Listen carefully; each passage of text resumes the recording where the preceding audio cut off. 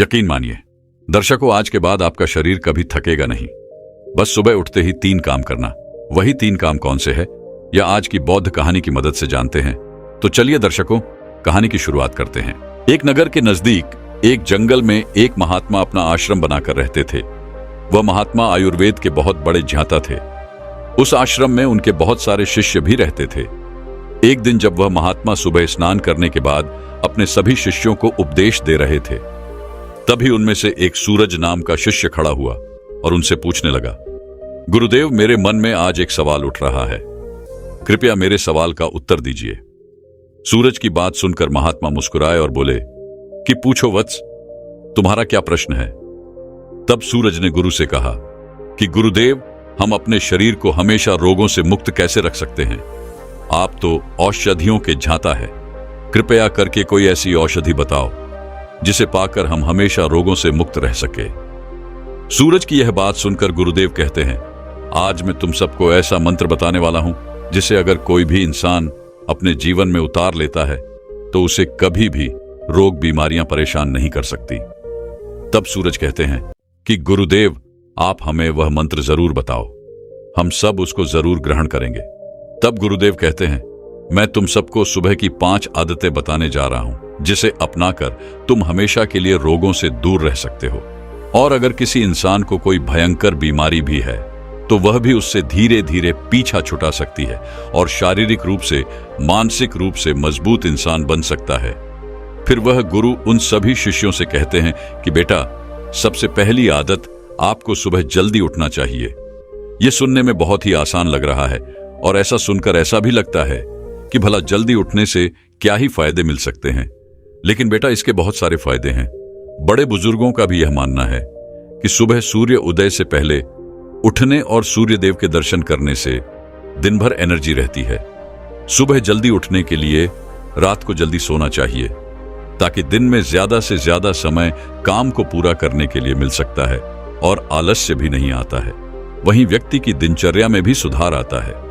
कई लोगों को रात के समय में भूख लगती है, वहीं वह सुबह देर से उठने के कारण खाना भी देर से खाते हैं।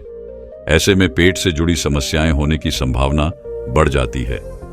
सुबह जल्दी उठने से खान पान से लेकर हेल्थी लाइफस्टाइल पर आप आसानी से ध्यान दे सकते हैं। सुबह जल्दी उठने से आपको आपके कामों को निपटाने के लिए भी समय मिल जाता है और आप सभी कामों को समय रहते संपन्न कर लेते हैं।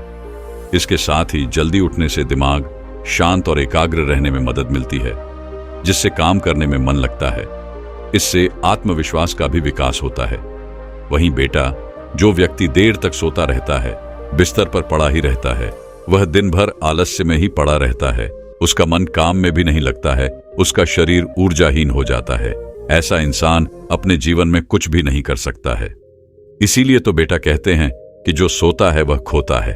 फिर गुरु उन सभी शिष्यों को कहते हैं कि बच्चों, इसके बाद दूसरी चीज जो आपको सुबह उठते ही करनी चाहिए वह है अंगड़ाई लेना।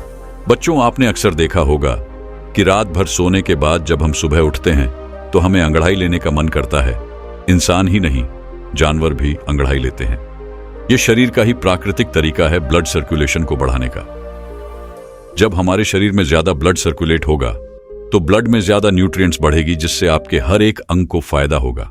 सिर्फ इतना ही नहीं, अंगड़ाई लेने से और भी बहुत सारे फायदे आपको मिल सकते हैं। सुबह जब भी आप उठते हैं तो हम सभी को आलस्य आता है, हमारी आंखें ही नहीं खुलती हैं। लेकिन आयुर्वेद का मानना है कि अंगड़ाई लेने से दिमाग को यह संदेश पहुंच जाता है कि अब जागने का समय हो चुका है। इसीलिए अगर आपको सुबह जल्दी उठने में परेशानी आती है तो रोज सुबह अंगड़ाई लेना शुरू कर दीजिए। जब आप सुबह उठकर अंगड़ाई लेंगे तो आपको महसूस होगा कि आपका आलस्य खत्म हो गया है और आपका उठना थोड़ा आसान हो गया है। अंगड़ाई लेने से हमारे जॉइंट में भी लुब्रिकेशन बढ़ जाता है, जिससे उनकी फैसिलिटी इंक्रीज होती है। अंगड़ाई लेने से आपको तुरंत ऊर्जा मिलती है। आपने महसूस किया होगा कि जब हम लगातार किसी काम को करते रहते हैं, जैसे किसी ऑफिस का काम करना या घंटों तक कपड़े सिलाई करना, पढ़ाई करना, या फिर ऐसे बहुत सारे कार्य हैं जिनको हम निरंतर बैठे बैठे करते हैं, तो हमें आलस्य आना शुरू हो जाता है। लेकिन उस समय जब हम अंगड़ाई लेते हैं तो अचानक से हमारे शरीर में कहीं से ऊर्जा प्रवेश कर जाती है और हमारा आलस्य जो होता है वह भाग जाता है, क्योंकि अंगड़ाई हमारी ऊर्जा का ही भाग है। आजकल कम उम्र के लोगों को भी हार्ट अटैक आ रहा है। बहुत से लोगों को परिश्रम करते हुए अटैक आया है, और ऐसा इसीलिए होता है क्योंकि जब हम कोई चीज झटके से करते हैं तो हृदय पर बहुत ही ज्यादा दबाव बनता है। इसीलिए व्यायाम करना जरूरी माना जाता है, और अंगड़ाई व्यायाम का ही एक भाग है। आपका शरीर पूरी रात आरामदायक स्थिति में रहता है। उस समय आपके शरीर में ब्लड धीरे धीरे चलता है, लेकिन जब आप एकदम से हड़बड़ाकर उठते हैं तो उस समय हार्ट को झटका लगता है। कई बार आपने देखा होगा कि बहुत से लोग बाथरूम करने जाते हैं तो उन्हें वहीं पर हार्ट अटैक आ जाता है। इसलिए आयुर्वेद में बताया गया है कि जो लोग अंगड़ाई लेकर उठते हैं उन्हें हार्ट अटैक का खतरा काफी कम हो जाता है। आप सुबह के समय कैसे भी अंगड़ाई ले सकते हैं। बिस्तर पर लेटे लेटे भी आप अंगड़ाई ले सकते हैं। आपको बिस्तर पर लेटे लेटे दोनों तरफ अंगड़ाई लेनी है, एक बार बाईं तरफ, एक बार दाईं तरफ, और इसको मरघट हसन कहते हैं, जो बैक पेन के लिए सबसे महत्वपूर्ण होता है। इसके बाद आप बिस्तर पर उठकर ऊपर की तरफ हाथ करके अंगड़ाई ले। इससे आपको जीवन भर परेशानी कभी नहीं होगी। इसके बाद जमीन पर पैर रखकर टाटासन की तरह अंगड़ाई ले। इस आसन से शरीर की पथरी ठीक हो जाती है। अंगड़ाई कैसे भी ले, लेकिन आपको अंगड़ाई जरूर लेनी चाहिए। सुबह उठकर अंगड़ाई लेने में आपको मुश्किल से मुश्किल कुछ सेकंड लगेंगे। इससे आपको हजारों से भी ज्यादा फायदे मिलेंगे। फिर गुरु ने तीसरी आदत बताते हुए कहा कि जितना हो सके उतना पानी पिए। बच्चों, सुबह उठते ही पानी पीने के बहुत सारे फायदे हैं। आयुर्वेद में बताया गया है कि जब हम 6 से 7 घंटे सोकर उठते हैं तो उस समय हमारे शरीर में पानी की कमी हो जाती आती है। जब हम सुबह उठते हैं तो सबसे पहले पेशाब करने जाते हैं तो सारे दिन के मुकाबले हमारे पेशाब का रंग जो होता है वह पीला होता है और अम्लीय होता है। सुबह के समय हमारे दिमाग को पानी चाहिए होता है, हमारी त्वचा को पानी चाहिए होता है, हमारे शरीर के हर एक अंग को पानी चाहिए। इस समय हमारे शरीर में पानी की कमी हो जाती है। लेकिन इस समय हम क्या करते हैं? पानी की जगह हम चाय पीते हैं, कॉफी पीते हैं।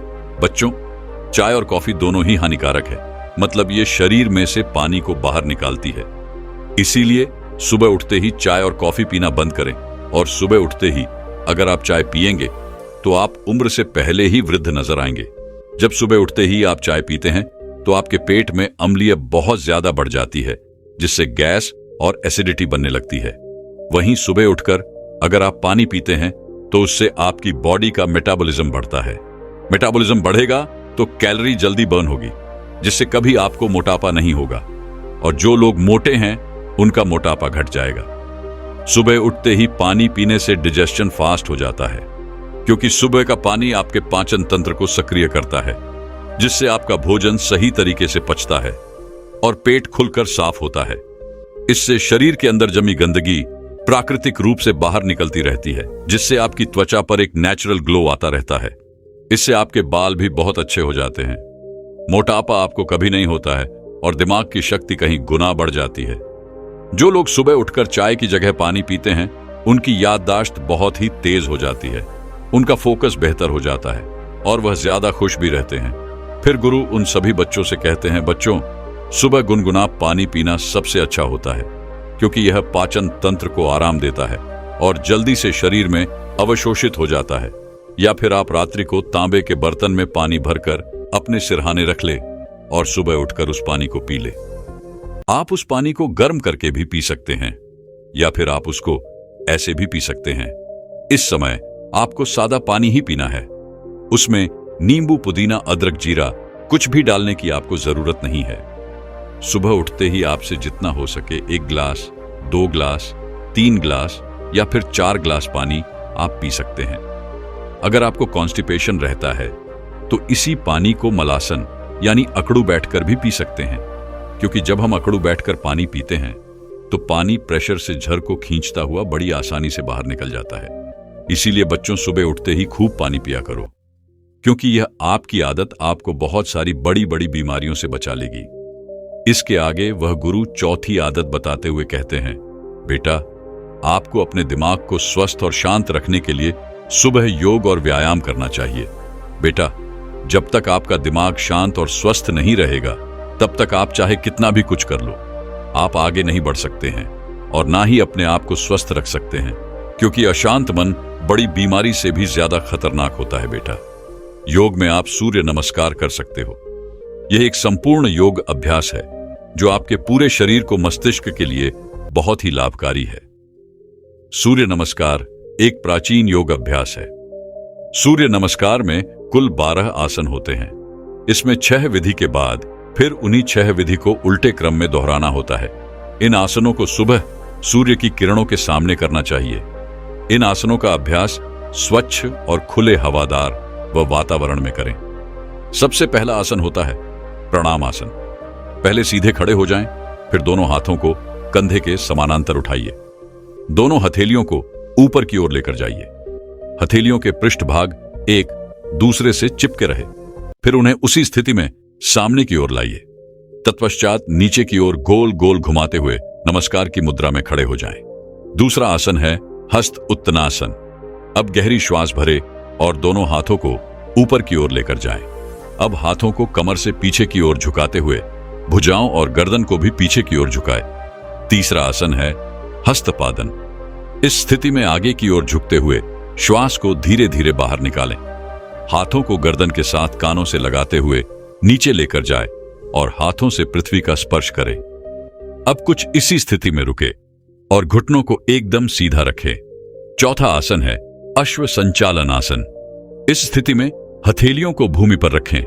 श्वास को लेते हुए दाईं पैर को पीछे की ओर, श्वास को लेते हुए दाईं पैर को पीछे की ओर ले जाए। अब गर्दन को ऊपर की ओर उठाए। अब इस स्थिति में कुछ समय तक रुके। पांचवां आसन है अधोमुखी आसन। इस स्थिति में श्वास को धीरे धीरे छोड़ते हुए बाएं पैर को पीछे की ओर लेकर जाएं। ध्यान रहे इस स्थिति में दोनों पैरों की एड़ियां परस्पर मिली हुई हों। अब गर्दन को नीचे झुकाकर ठोड़ी को कंठ में लगाने का प्रयास करें।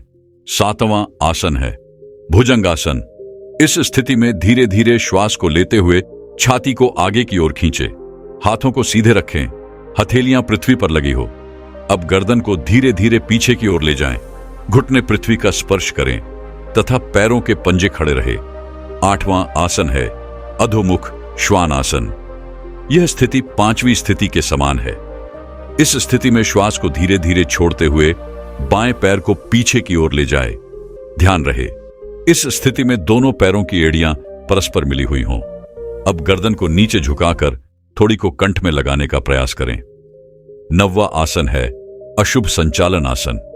यह स्थिति 4थी स्थिति के समान है। इस स्थिति में हथेलियों को भूमि पर टिकाए श्वास को लेते हुए दाएं पैर को पीछे की ओर ले जाए। अब गर्दन को ऊपर उठाएं। अब इस स्थिति में कुछ समय तक रुके। 10वां आसन है हस्तपादन। यह स्थिति 3री स्थिति के समान है। इस स्थिति में आगे की ओर झुकते हुए श्वास को धीरे धीरे बाहर छोड़े, हाथों को गर्दन के साथ कानों से लगाते हुए नीचे लेकर जाए और हाथों से पृथ्वी का स्पर्श करें। आपको कुछ क्षण इसी स्थिति में रुके और घुटनों को एकदम सीधा रखें। 11वां आसन है हस्त उत्तम आसन। यह स्थिति 2री स्थिति के समान है। इसमें धीरे धीरे श्वास भरते हुए दोनों हाथों को कानों से सटाते हुए ऊपर की ओर ताने भुजाओं और गर्दन को पीछे की ओर झुकाए। 12वां आसन है प्रणाम आसन। यह स्थिति पहली स्थिति के समान रहेगी। सूर्य नमस्कार को करने के बाद कुछ देर तक श्वासन करें। सूर्य नमस्कार के यह 12 आसन हमारे शरीर के समस्त रोगों को दूर कर हमें निरोगी बनाते हैं। इसके नियमित अभ्यास से शरीर की फालतू चर्बी कम हो जाती है। इसके अलावा सबसे बड़ी चीज इसके नियमित अभ्यास से मानसिक तनाव से मुक्ति मिलती है। इससे हमारे शरीर को शक्ति और स्फूर्ति मिलती है। इसके नियमित अभ्यास से मन एकाग्र होता है और आलस्य, अतिनिद्रा आदि विकार दूर हो जाते हैं। सूर्य नमस्कार से शरीर की मांसपेशियां, पित्ताशय को बल मिलता है, रीढ़ की हड्डी मजबूत बनती है और कमर में लचक उत्पन्न होती है। इतने सारे फायदे सिर्फ एक योग को करने से आपको मिल जाते हैं। तो आप सुबह सुबह उठकर 20 से 25 मिनट निकालकर इसको जरूर करें और अपने जीवन में हुए परिवर्तनों को अनुभव करें। मैं यह दावे के साथ कह सकता हूं कि यह एक योग आपकी कहीं स्वास्थ्य संबंधित समस्याएं और कहीं मानसिक संबंधित समस्याओं को दूर कर सकता है। तो इस आसन के नियमित अभ्यास से निरोगी काया को पाए और एकदम स्वस्थ जीवन बिताए। अगर आप यह नहीं कर सकते हैं तो आप कार्डियो व्यायाम भी कर सकते हैं। उसमें दौड़ना, साइकिल चलाना आदि आते हैं। यह व्यायाम मस्तिष्क में रक्त संचार बढ़ाते हैं और तनाव को कम करते हैं। ईर गुरु 5वीं आदत बताते हुए कहते हैं कि सुबह उठते ही अपनी आंखों पर पानी के छींटे मारे।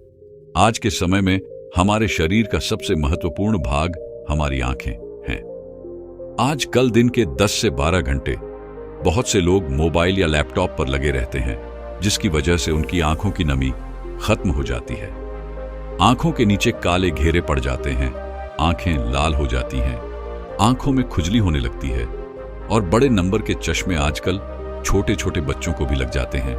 और इन सारी परेशानियों का एक ही इलाज है, सुबह उठकर अपनी आंखों पर पानी के छींटे मारना। लेकिन आपको अपनी आंखों में छींटे किस तरह मारने हैं, यह बहुत ही ज्यादा महत्वपूर्ण है। आपको यह ध्यान रखना है कि जब आप आंखों पर छींटे मारे तो पहले अपने मुंह में पानी भर ले बच्चों। इसके 2 महत्वपूर्ण फायदे हैं। पहला तो यह कि जब भी हम अपने मुंह में पानी भरते हैं तो हमारी आंखें बहुत ही अच्छी तरीके से खुल जाती हैं, जिससे हमारी आंखों में पानी के छींटे हम अच्छे से मार सकते हैं। दूसरा कारण है कि हमारी आंखों से नाक और मुंह जुड़े हुए हैं।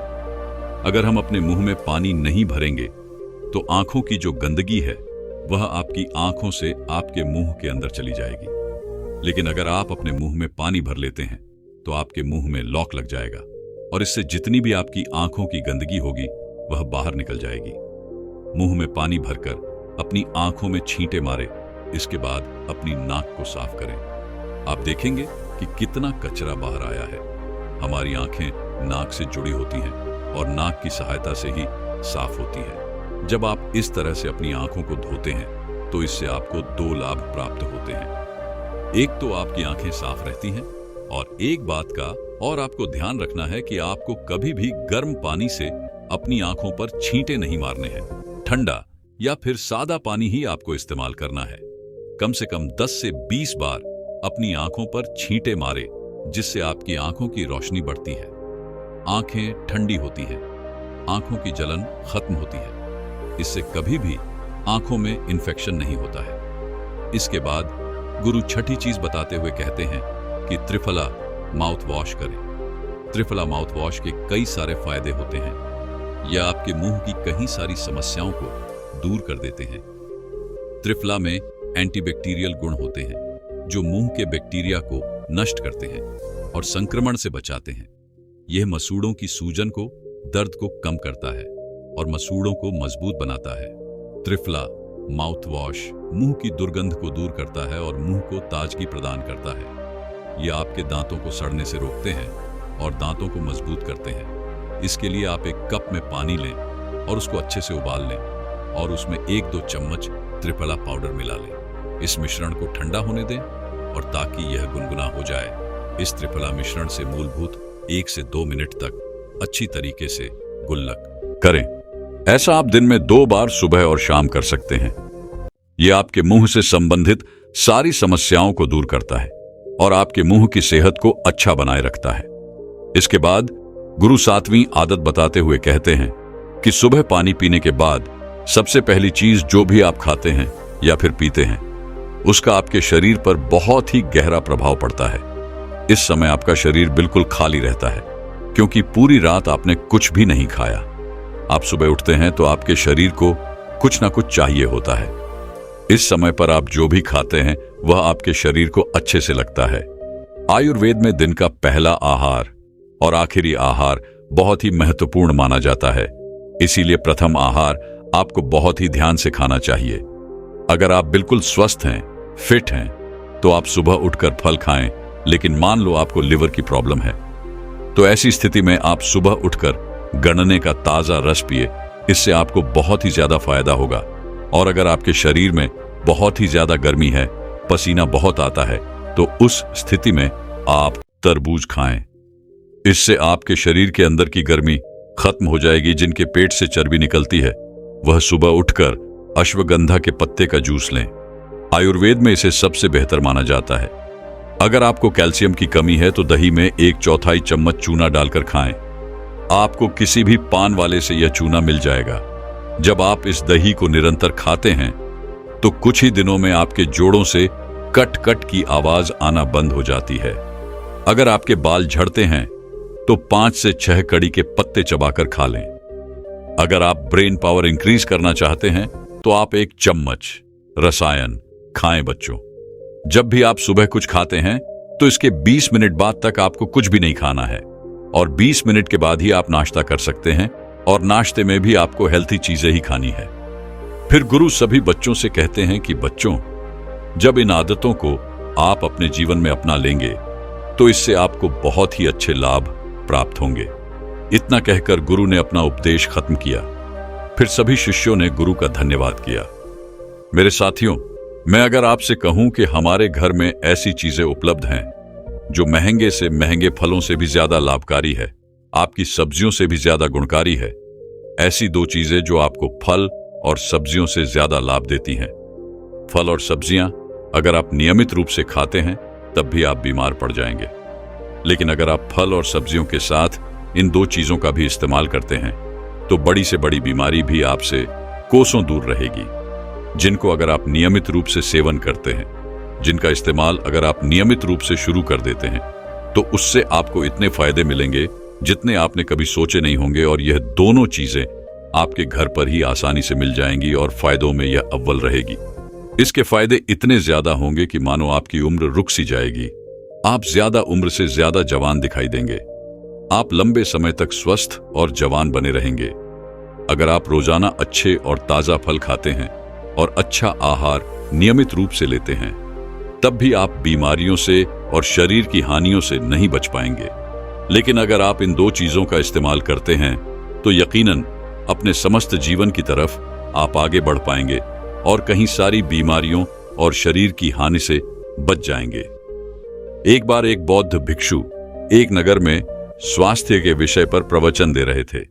वह लोगों से कह रहे थे कि जैसे इंसान तरक्की कर रहा है, डिजिटल एरिया में आगे बढ़ रहा है, वैसे वैसे उसके खान पान की जो आदतें हैं, उसका जो खाना पीना है, वह बिल्कुल बदतर होता जा रहा है। आज से ज्यादा पुराने समय की बात नहीं है।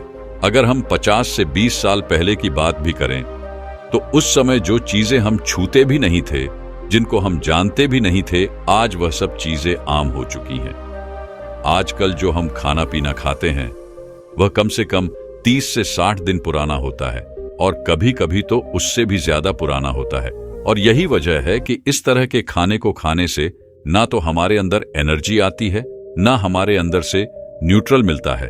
और ऐसी चीजों को खाने से हमें नुकसान ये होता है कि हमारे अंदर बहुत ही जल्दी बुढ़ापा, मोटापा और डायबिटीज जैसी बीमारियां पैदा होने लगती हैं।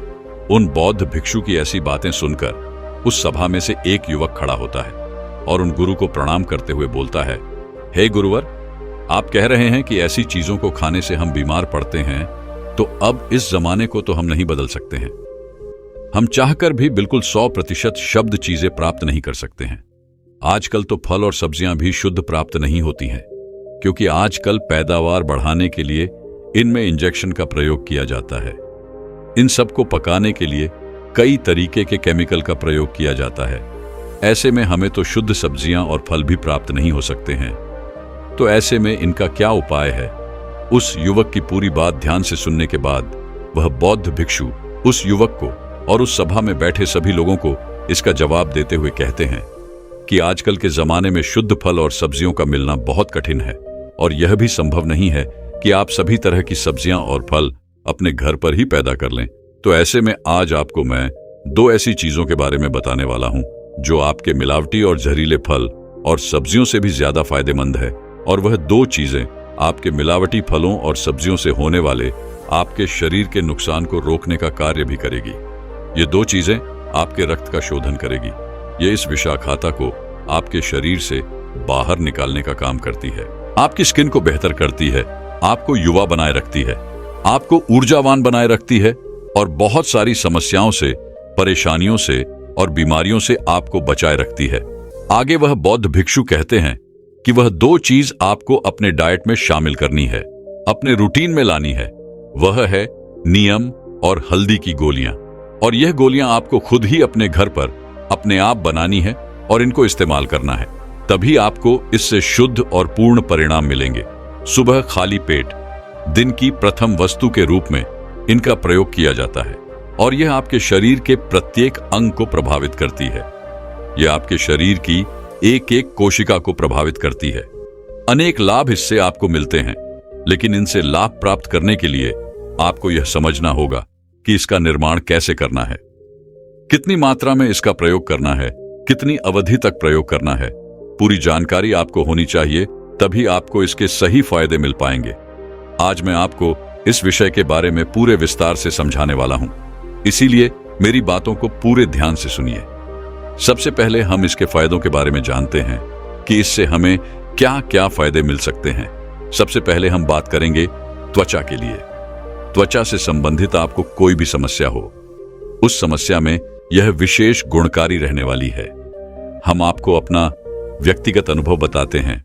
बचपन में हमें फोड़े फूंसी बड़े होते थे और हमारे घर के आंगन में एक नीम का वृक्ष था, तो हमारी माता जब भी हमें कहीं भी फोड़े फूंसी होते थे तो नीम का बक्कल छाल लेकर उसको घिस करके उसका पेस्ट बनाती थी और उनको घाव पर लगाती थी। उससे बहुत ही अच्छे लाभ हमें मिलते थे और कोई भी बैक्टीरिया की ग्रोथ वहां पर नहीं होती थी। इन्फ्लेशन कम होना शुरू हो जाती थी, दर्द कम होना शुरू हो जाता था। साथ ही साथ हम 4-5 पत्तियां नीम की चबालियां करते थे, उससे बहुत ही अच्छे लाभ हमें मिलते थे। इसी प्रकार से आप समझें कि जो यह गोलियों का प्रयोग हम यहां पर कर रहे हैं, इससे त्वचा से संबंधित अनेकों विकारों में आपको लाभ मिलता है और त्वचा अच्छी होनी शुरू हो जाती है। तो एक तरीके से आप समझें कि यह एंटी एजिंग का काम करती है। आपके लिए बहुत ही अच्छे लाभ त्वचा पर आपको मिलने वाले हैं। दूसरे स्थान पर आप इसका लाभ यह समझे कि यह रक्त शोधक होती है। रक्त में जब इंप्योरिटीज बहुत अधिक बढ़ना शुरू हो जाती है, तो वह रक्त आपके शरीर के जिस भी अंग तक जाता है, उस अंग को वह गलत तरीके से प्रभावित करना शुरू करता है। अब डिटॉक्स के बहुत सारे तरीकों के माध्यम से हम अपनी आंतों को और पेट को तो साफ कर लेते हैं, लेकिन इस ब्लड को साफ करने के लिए हम क्या करें? उसके लिए यह गोलियां विशेष उपयोगी है। यह रक्त शोधक होती है, खून को साफ करने वाली होती है। यह लाभ इससे विशेष प्राप्त होता है। तीसरे स्थान पर आप इसका लाभ यह समझे कि यह पितृजक होती है, यानी कि आपके शरीर से पित्त को यह बाहर निकालने वाली होती है। आप यह समझिए, जब आपके शरीर में पित्त बढ़ना शुरू हो जाता है, तो आप वृद्धावस्था की तरफ, बुढ़ापे की तरफ बढ़ना शुरू होते हैं।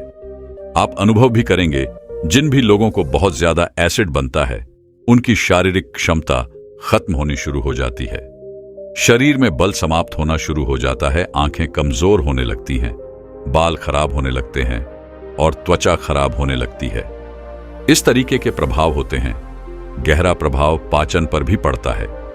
इसीलिए प्राकृतिक चिकित्सा में कहा गया है कि अगर आपको स्वस्थ होना है तो उसका एक ही तरीका है, पित्त के प्रभाव को कम करो और जो सारी प्रभाव है, अल्कलाइन प्रभाव है, शरीर में उसको बढ़ाओ।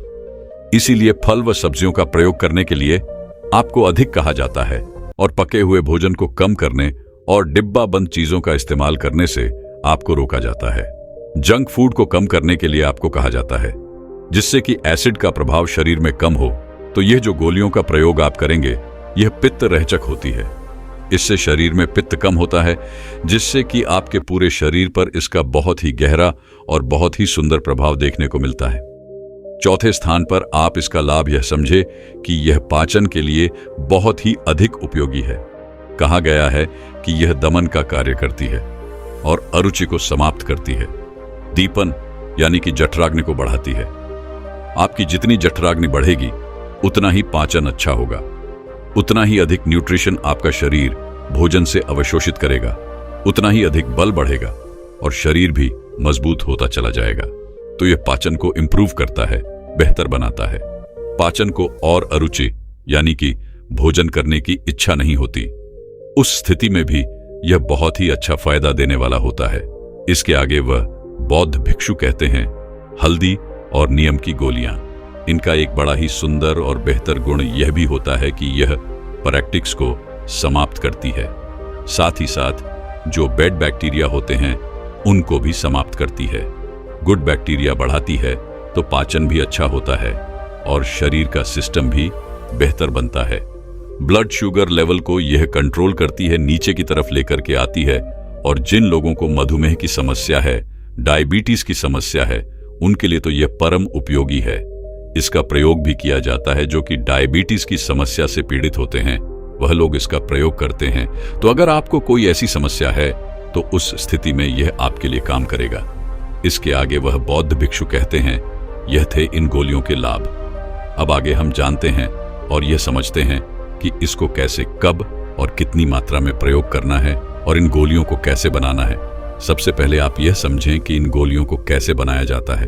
तो अगर आपके पास नीम का पेड़ है, आपके घर पर है, घर के आसपास कहीं भी है जहां से आप 2-3 दिन में नीम की पत्तियां ला सकते हैं, तो ऐसी स्थिति में आपको नीम की नई पत्तियां लेनी है। ऐसी पत्तियां जो अभी अभी उगी हैं और पूरी तरह बड़ी नहीं हुई हैं, उनको एक ग्राइंडर में डाल लेना है और ग्राइंड करना है। उसका एक पेस्ट बन जाएगा। उसको आप थोड़ा सा निचोड़ सकते हैं।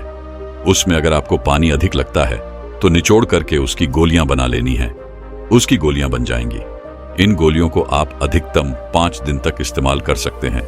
इसी तरीके से आपको हल्दी लेनी है और हल्दी में 2 चम्मच पानी डाल लेना है और उसको भी इसी तरीके से पेस्ट बनाकर उसकी भी गोलियां बना लेनी है। हल्दी के पेस्ट को बनाते समय उसका ध्यान रखें, उस पेस्ट को थोड़ा टाइट रखें ताकि उसकी गोली बन जाए। इसको आप 5 दिन के अंतर पर बना सकते हैं, यानी कि बनाया गया 5 दिन के अंदर अंदर प्रयोग किया, फिर से 5 दिन के बाद बना लिया। ये पहली बात हुई। दूसरी बात यह है कि जिनके आसपास नीम का वृक्ष नहीं है, दूर से जाकर उनको नीम की पत्तियां लानी पड़ती है। तो उनको क्या करना है, ऐसी स्थिति में आपको नीम की पत्तियां लेकर आनी है और उनको धूप में रख देना है। 2 दिन में वह सूख जाएंगी। सूखा करके उनको ग्राइंड कर लेना है। आपको नीम की पत्तियों का यह पाउडर मिल जाएगा। इसके बाद आपको इसमें थोड़ा सा पानी मिलाना है और इसकी गोलियां बना लेनी है। इस तरीके से पानी मिलाकर के हल्दी की भी गोलियां बना लीजिए। फिर इन गोलियों को आपको धूप में रख देना है और 2-3 दिन में यह सूख जाएगी। जब यह सूख जाए तो इनको आप लंबा भी प्रयोग कर सकते हैं। अब इनको आप 15 से 20 दिन तक प्रयोग कर सकते हैं, 20 दिन के अंदर। पर आप फिर से नहीं बना सकते हैं, इसमें कोई समस्या नहीं है। तो हमने आपको 2 तरीके बताए। पहला यह कि नियम पास में है तो 5 दिन वाला प्रयोग, और अगर आपके पास नियम नहीं है तो 20 दिन तक लगभग आप इसको ऐसे चला सकते हैं।